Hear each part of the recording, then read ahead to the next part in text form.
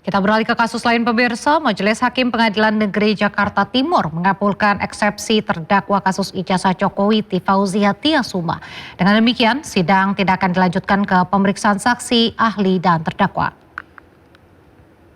Dan ditutup. Hadirin dimohon berdiri, Majelis Hakim bersiap. Suasana sidang eksepsi Tifauzia Tiasuma atau Dr. Tifa riuh setelah Hakim Pengadilan Negeri Jakarta Timur menerima eksepsi terdakwa kasus tudingan ijazah palsu Presiden ke-7 RI Joko Widodo. Dengan dikabulkannya eksepsi terdakwa, maka sidang Dr. Tifa yang didakwa melakukan tindak pidana fitnah dan pencemaran nama baik Presiden ke-7 RI Joko Widodo atas tudingan ijazah palsu tidak akan dilanjutkan ke tahap berikutnya. Memperhatikan ketentuan pasal 75 ayat 2 huruf B, ayat 3, dan pasal 206 ayat 1 Undang-Undang Nomor 20 Tahun 2025 tentang Kitab Undang-Undang Hukum Acara Pidana serta peraturan perundang-undangan lain yang bersangkutan, mengadili, menyatakan perlawanan dari tim advokat terdakwa tersebut diterima. Menyatakan surat dakwaan penuntut umum nomor register perkara PDM-133-M-1-2-06-2026 tanggal 22 Juni 2026 atas nama terdakwa Tifauzia Tiasuma batal demi hukum. Memerintahkan pengembalian berkas perkara ini kepada penuntut umum, membebankan biaya perkara kepada negara. Hakim mengembalikan berkas perkara atas nama Dr. Tifa ke Jaksa Penuntut Umum dan membebankan biaya perkara kepada negara. Selanjutnya, Jaksa Penuntut Umum memiliki kesempatan untuk mengajukan perlawanan dengan menyusun ulang dakwaan. Tim Liputan iNews melaporkan. Setelah Pengadilan Negeri Jakarta Timur mengabulkan eksepsinya, terdakwa pencemaran nama baik dan fitnah ijazah palsu Jokowi Tifauzia Tiasuma alias Dr. Tifa memastikan tetap akan memperjuangkan kebenaran terkait pembuktian ijazah Jokowi. Tifa tetap akan berjuang membuktikan hasil penelitiannya mengenai ijazah Jokowi. Dengan demikian sidang selesai dan ditutup.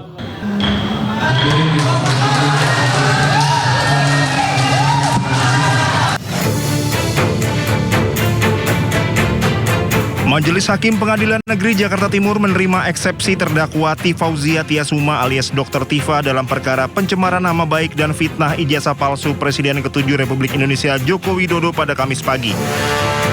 Dengan putusan tersebut, persidangan ini tidak dilanjutkan ke tahap pembuktian alias berhenti.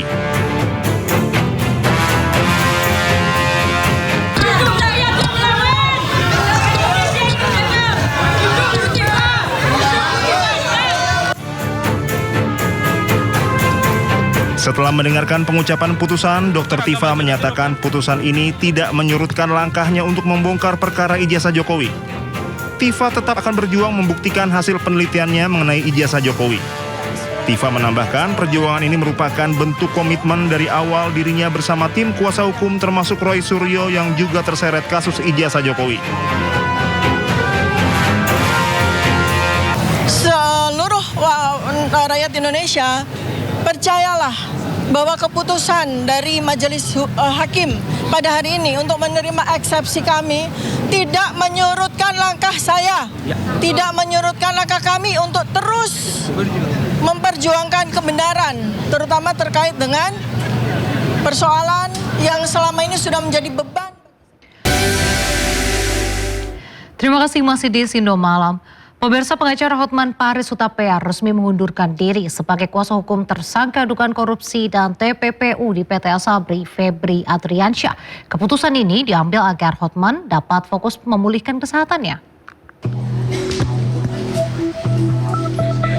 Pengacara Hotman Paris Hutapea resmi mengundurkan diri sebagai kuasa hukum tersangka dugaan korupsi dan TPPU di PT Asabri, Febri Adriansyah.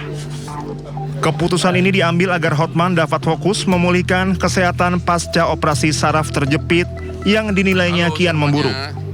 Hotman menjelaskan pemulihan kesehatannya terganggu karena memaksakan diri kembali bekerja sebelum masa istirahat 2 minggu pasca operasi bius total di Singapura pada 9 Juli 2026.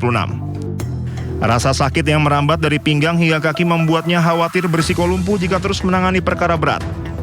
Hotman mengklaim harus mengonsumsi pereda nyeri sebelum terbang untuk pemeriksaan lanjutan. Di awal Juli saya sudah bolak-balik ke Medistra, termasuk Ibu Dokter Teni yang ngerawat. Terus saya akhirnya operasi saraf kejepit di rumah sakit di Singapura, di Novena. Di sana udah operasi tanggal 9. Persis kasus teman kita itu lagi rame. Terus menurut dokter di sana 2 minggu nggak boleh kerja. Anda tahu kan saya kerja 2 minggu ini. Yang Anda tahu lah kasusnya kan. Ya akhirnya makin parah.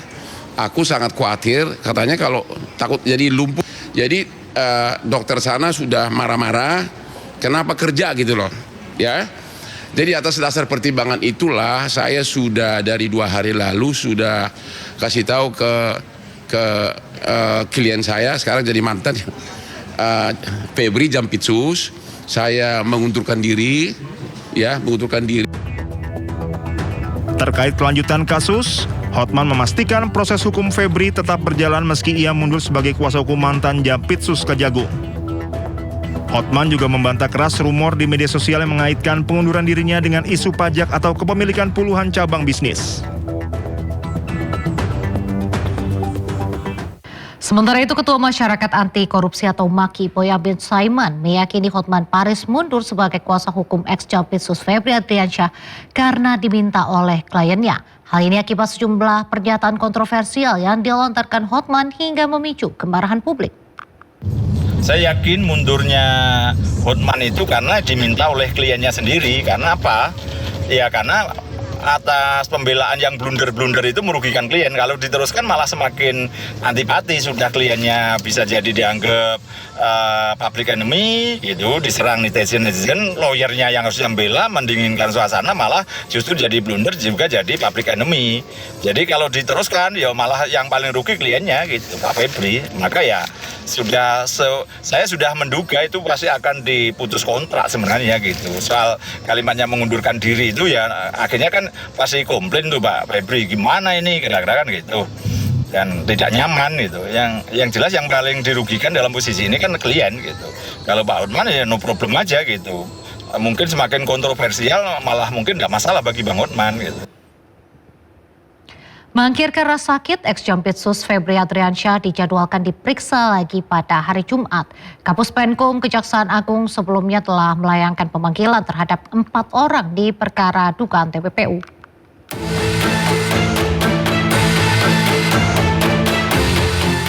Kejaksaan Agung menjadwalkan ulang pemeriksaan terhadap ex-Jampitsus Febri Adriansyah pada Jumat 24 Juli 2026 setelah ia mangkir dari panggilan penyidik pada hari Rabu kemarin. Febri diketahui absen dengan alasan kesehatan atau tengah sakit. Dalam keterangan resminya, Kepala Pusat Penerangan Hukum Kejaksaan Agung mengatakan penyidik telah melayangkan pemanggilan terhadap 4 saksi, yakni Febri, Donrito, NH, dan TS, serta seorang ahli tindak pidana pencucian uang. Namun dari keempat orang saksi tersebut, 2 orang tidak memenuhi panggilan, yakni FA dengan alasan kesehatan dan NH tanpa pemberitahuan. Febri Adriansyah dan Donrito merupakan tersangka kasus dugaan korupsi dan tindak pidana pencucian uang atau TPPU.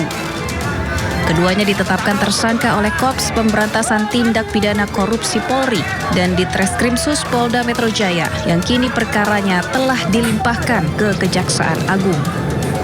Tim Liputan iNews melaporkan.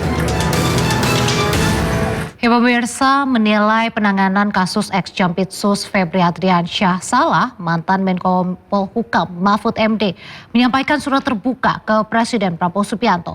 Mahfud pun meminta Prabowo turun tangan dan mengalihkan kasus Febri ke KPK. Bapak Presiden yang terhormat, kami melihat dan merasakan pada saat ini perkembangan hukum kita sudah begitu buruk dan sangat mengkhawatirkan.